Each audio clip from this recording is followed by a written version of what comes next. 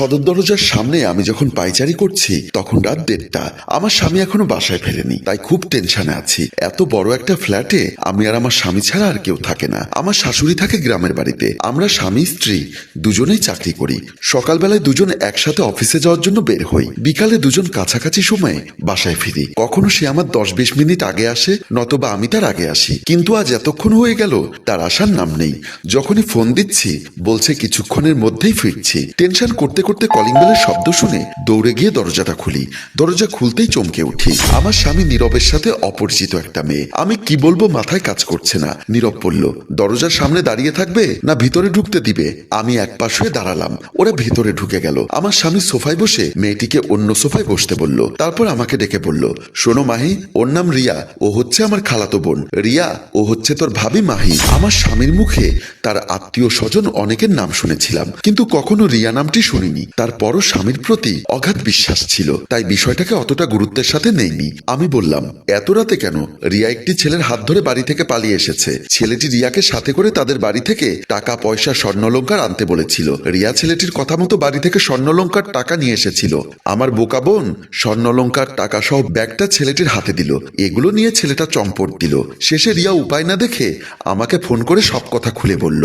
শেষে আমি বাধ্য হয়ে অফিস থেকে ছুটি নিয়ে পার্কে গিয়ে অনেক খোঁজাখুঁজির পর রিয়াকে খুঁজে পাই। আমি তখন আবারও জানতে চাইলাম, সবই ঠিক আছে, কিন্তু এত রাত হলো কেন? রিয়া চুপচাপ মাথা নিচু করে বসে আছে। নীরব বলল, আমি আর রিয়া ছেলেটাকে অনেক খোঁজাখুঁজি করেছি, কোথাও খুঁজে পাইনি। এই খোঁজাখুঁজি করতে গিয়ে আমাদের এত রাত হলো। আচ্ছা ঠিক আছে, এখন খাবে চলো। বলেই আমি রান্নাঘরের দিকে চলে গেলাম। পরদিন আমি অফিসে কাজ করছি। ল্যাপটপের কাজ করতে করতে হাতের ঘড়ির দিকে তাকাতেই দেখি 4টা বাজতে আরো আধা ঘন্টা বাকি। হঠাৎ মনে পড়লো বাসায় রিয়া একা। মেয়েটা গতকালকে মাত্র আমাদের বাসায় এসেছে। বাসার ভাও এখনো তেমন কিছু বোঝেনি। ক্ষুধা লাগলে যে একটু চা বানিয়ে খাবে তাও কোনো উপায় নেই, কারণ রিয়া জানে না চা পাতা, চিনি, দুধ এগুলো আমি কোথায় রাখি। যেহেতু অফিসে আমার কাজ শেষ, তাই বসে না থেকে বাসায় ফেরার চিন্তা করলাম। তার আগেই নীরবকে একটা কল দেওয়া দরকার, কারণ দুজন যাতে একসাথে চলে যেতে পারি। 7-5 ভেবে নীরবকে একটা কল দিলাম। নীরব কলটি পিক করছে না। অনেকক্ষণ রিং পড়ার পরেও অপর প্রান্ত থেকে কোনো রেসপন্স পাচ্ছি না। তখন মনে মনে ভাবলাম নীরব হয়তোবা কনফারেন্সে আছে, কারণ ওদের কোম্পানিতে প্রতি মাসে একবার কনফারেন্স হয়। চিন্তা করলাম নীরবের ফিরতে দেরি হতে পারে, আমি আগে ভাগেই বাসায় চলে যাই।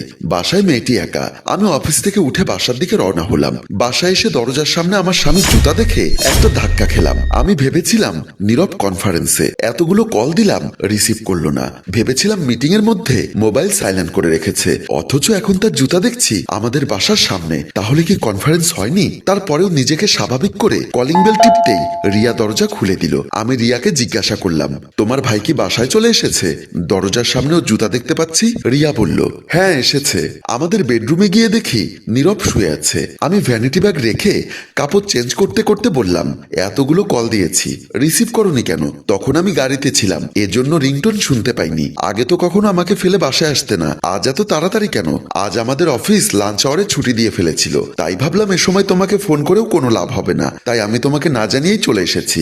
স্বামীর প্রতি অগাধ বিশ্বাস আমার ছিল, আর তাই এত চিন্তা ভাবনা করিনি। খাওয়া দাওয়া শেষ করে আমি আর নীরব শুতে আসলাম। আমি আসার আগেই নীরব এসে শুয়ে আছে। আমি নীরবের পাশে শুয়ে বললাম, ঘুমিয়ে গেছো নাকি? এখনো ঘুম আসেনি, তবেই আসবে বলে আমি দুষ্টুমি করে তার তলপেটে বারবার হাত রাখলাম। নীরব বলল, আজও সব মনে যাচ্ছে না, কাল সকালে অফিসে যেতে হবে। আমি ভাবলাম সারা দিন নীরবের অনেক খাটাখাটুনি যায়, এজন্য হয়তোবা ওর মন চাচ্ছে না। আমিও আর তাকে বিরক্ত না করে ঘুমিয়ে পড়লাম। মাঝরাতে হঠাৎ আমার ঘুম ভেঙে যায়। ঘুম ভাঙার পরে পাশে হাত রেখে দেখি শূন্য বিছানা। নীরব গেল কই? হয়তোবা তারও ঘুম ভেঙে গেছে, তাই বাথরুমে গিয়েছে। স্বামীর প্রতি আমার অগাধ বিশ্বাস ছিল, তাই অত বাজবিচার করলাম না। বাথরুমের সামনে এসে দেখি বাথরুমের দরজা খোলা, সেখানে কেউ নেই। তারপর রিয়াকে যে রুমে থাকতে দিলাম, আমার মন কেন জানি বলছে ওই রুমের দিকে যা মাহি, ওই রুমের দিকে যা। একরকম ইচ্ছার বিরুদ্ধে জোর করে ওই রুমের দিকে গেলাম। ওই রুমে এসে যা দেখলাম তা দেখার জন্য আমি প্রস্তুত ছিলাম না। আমি দেখলাম আমার স্বামী নীরব খালাতো বোন রিয়াকে আদর করছে আর বলছে, জানো রিয়া, তোমার সাথে প্রেম করে জীবনের পরিপূর্ণ অর্থ খুঁজে পেলাম। কদিন তুমি তোমার বউ থেকে আমাকে লুকিয়ে রাখবে? আমার বউ আমাকে প্রচন্ড বিশ্বাস করে। মাহি যদি কখনো তোমাকে আমাকে এক বিছানায় একসাথে দেখেও সে বিশ্বাস করবে না তোমাকে যে আমি বিয়ে করেছি। দরজার আড়াল থেকে আমি তা শুনে মনে মনে হাসলাম। কতটা বোকা আমি, স্বামীকে অন্ধের মতো বিশ্বাস করেছি, অথচ সেই স্বামী তাসের ঘরের মতো আমার বিশ্বাসটা ভেঙে দিল।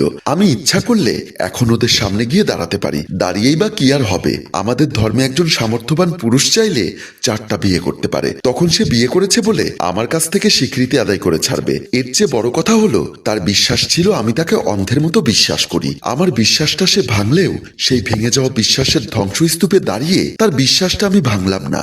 সম্মানিত ভিউয়ার্স, আমাদের সমাজে মাহির মতো অনেক মেয়ে তার স্বামীর এমন অন্যায় কাজ নীরবে সহ্য করে যাচ্ছেন। নিজের স্বপ্ন ভাঙলেও স্বামীর স্বপ্ন ভাঙার চেষ্টা করেন না। আমাদের এই গল্পটি যদি আপনাদের ভালো লেগে থাকে তাহলে লাইক, কমেন্ট ও শেয়ার করে আমাদেরকে সহযোগিতা করুন। ধন্যবাদ।